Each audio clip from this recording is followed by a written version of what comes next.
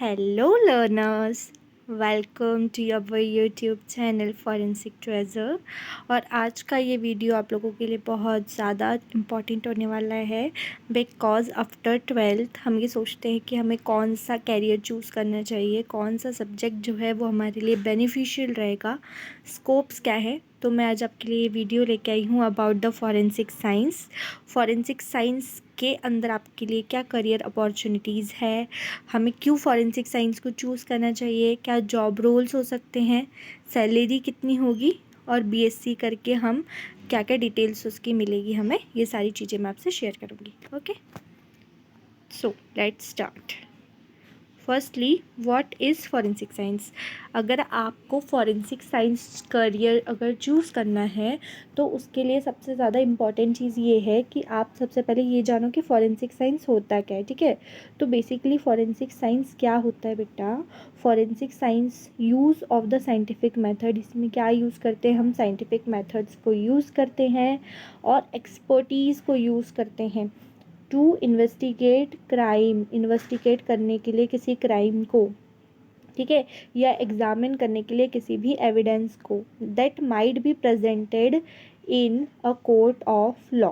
Forensic science comprise a diverse array of the disciplines, इसमें बहुत सारे डिसिप्लिन्स होते हैं फॉरेंसिक साइंस में, जैसे कि फिंगर प्रिंटिंग, ठीक है, DNA analysis, anthropology and wild life forensics. ठीक है, तो बहुत सारी करियर अपॉर्चुनिटीज़ आपको फॉरेंसिक साइंस के अंदर मिल जाएगी।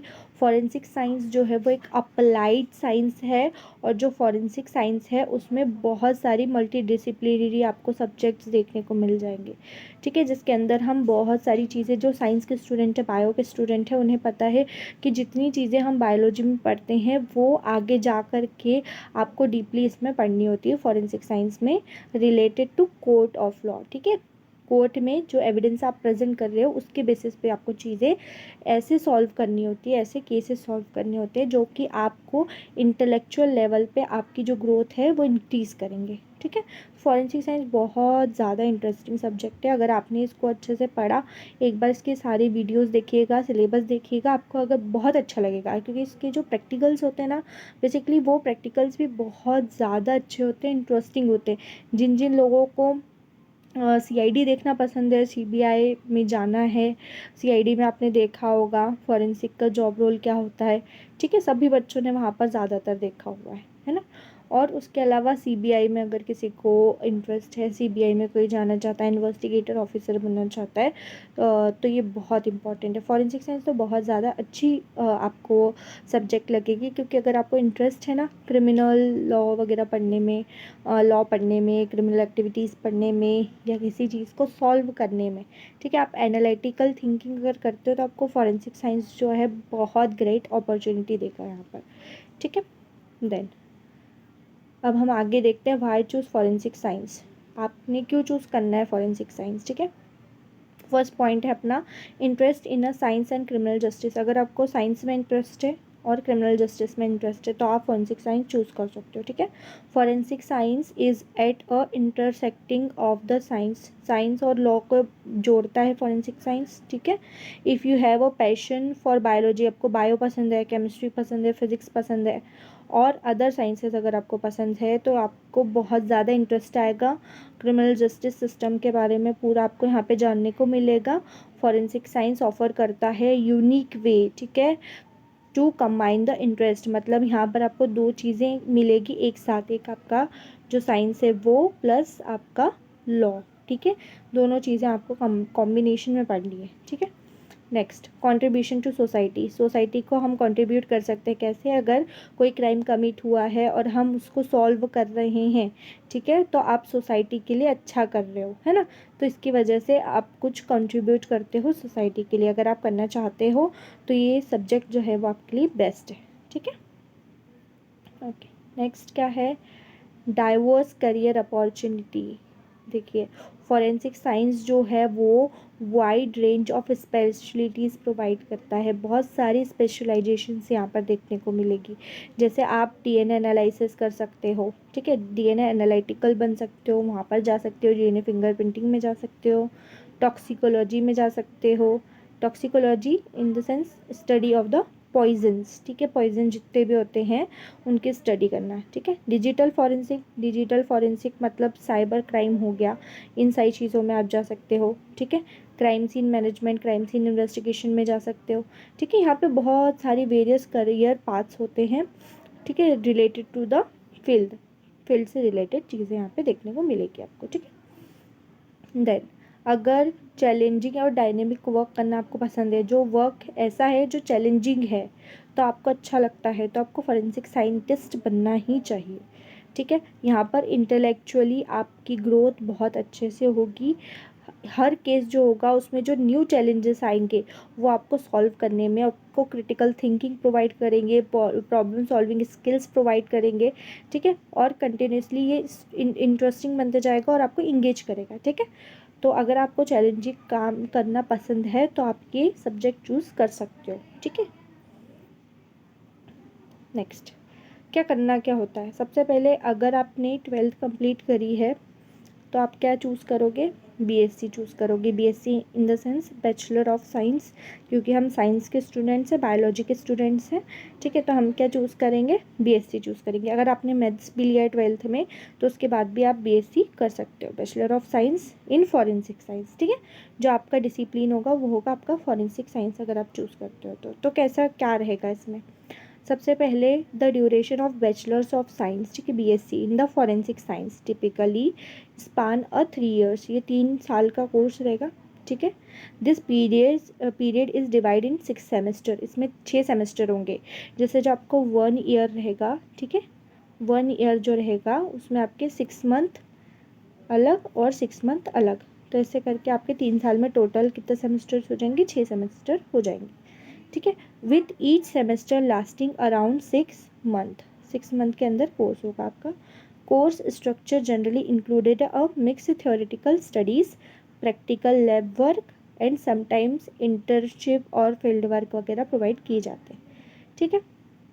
ड्यूरिंग दिस 3 years, इन 3 साल में स्टूडेंट को क्या करना पड़ता है, फॉरेंसिक साइंस को पढ़ना पड़ेगा अच्छे से, ठीक है। जिसमें फर्स्ट ईयर में उसको क्या पढ़ना पड़ेगा, फर्स्ट ईयर में ज़्यादातर जो मैं यहाँ पर आपको बता रही हूँ, जो ज़्यादा इंपॉर्टेंट चीज़ें वो बता दे रही हूँ, बहुत सारे सब्जेक्ट्स होते हैं और अलग अलग यूनिवर्सिटीज़, अलग अलग कॉलेजेस अपने अपने अलग से सिलेबस क्रिएट करते हैं, ठीक है। ये मतलब आपको ये सब पढ़ना तो पड़ेगा ही, बाकी कौन से सेमेस्टर में कौन सा आएगा वो आपके अपने जो कॉलेज होंगे वो उस पर डिपेंड करेंगे, ठीक है। तो फर्स्ट ईयर में आप फॉरेंसिक साइंस का इंट्रोडक्शन पढ़ते हो कि होता क्या है फॉरेंसिक साइंस, बेसिक बायोलॉजी आपको पढ़ना है, बेसिक केमिस्ट्री, बेसिक फिजिक्स पढ़ना है, ठीक है। और फंडामेंटल फॉरेंसिक टेक्निक्स पढ़ना है, फॉरेंसिक की टेक्निक्स है वो पढ़ना है।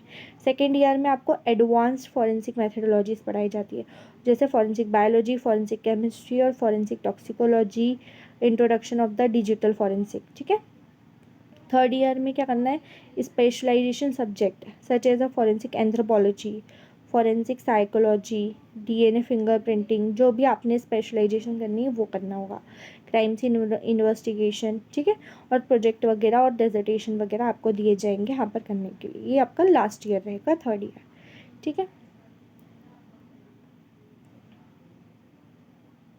देन यहाँ पे देखो, this programme are designed to equip student with the necessary skill and knowledge to pursue a career in forensic science such as a crime scene investigation, forensic analysis, यहाँ पे आपको करना होगा, role in law enforcement agencies, क्या क्या उनके role होते हैं वो आपको देखने पड़ेंगे, ठीक है।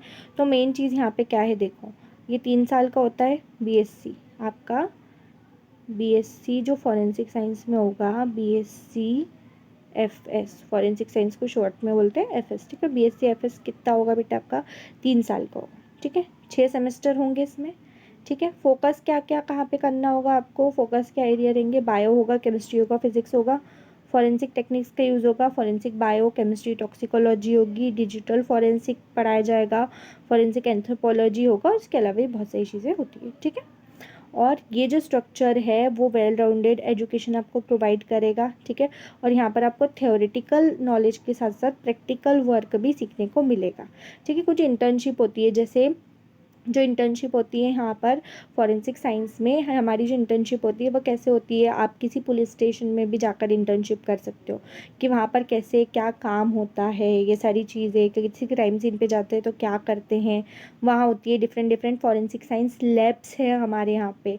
ठीक है, तो उन फॉरेंसिक साइंस लैब्स मतलब CFSL और SFSL है। CFSL मतलब सेंट्रल फॉरेंसिक साइंस लेबोरेटरीज़ और SFSL मतलब स्टेट फॉरेंसिक साइंस लेबोरेटरीज़। तो ये डिफरेंट डिफरेंट स्टेट में है।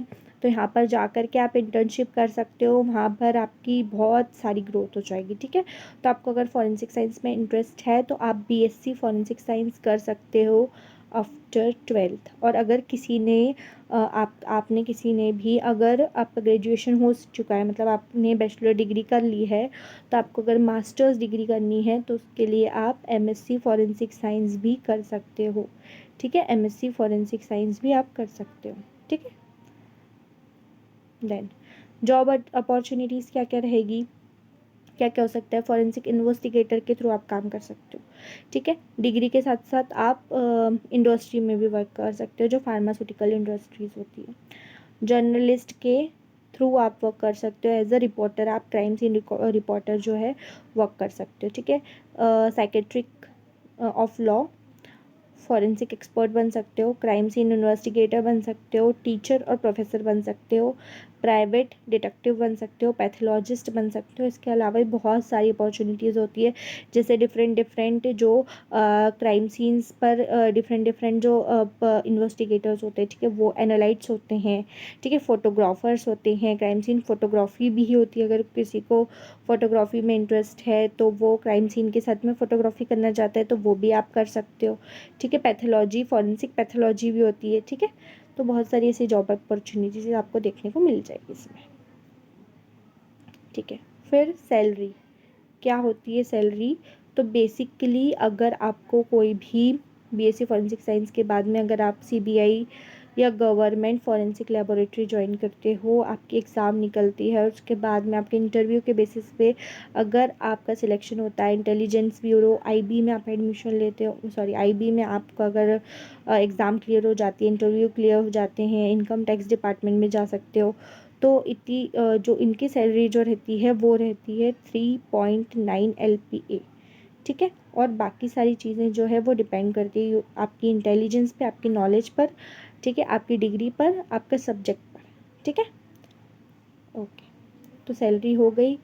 अब अगर आपको फॉरेंसिक साइंस लेना है तो आप इस वीडियो पर कमेंट कर सकते हो। अगर और भी कोई इन्फॉर्मेशन चाहिए हो अबाउट कॉलेजेस तो उसकी लिस्ट बना करके मैं आपको सारी डिटेल्स प्रोवाइड कर सकती हूँ, क्या क्या एलिजिबिलिटी होनी चाहिए।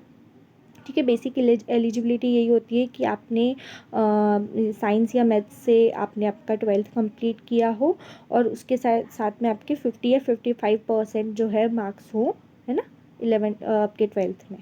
ठीक है, और उसके अलावा कुछ यूनिवर्सिटीज़ जो होती है ऐसी रहती है जो खुद की अपनी एंट्रेंस एग्ज़ाम भी क्रिएट करवाती है, और बाकी कुछ रहती है जो मेरिट लिस्ट के बेसिस पर भी एडमिशन देती है।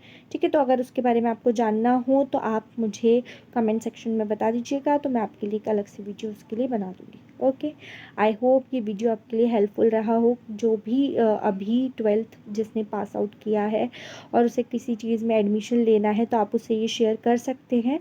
ठीक है, ओके, थैंक्स फॉर वॉचिंग।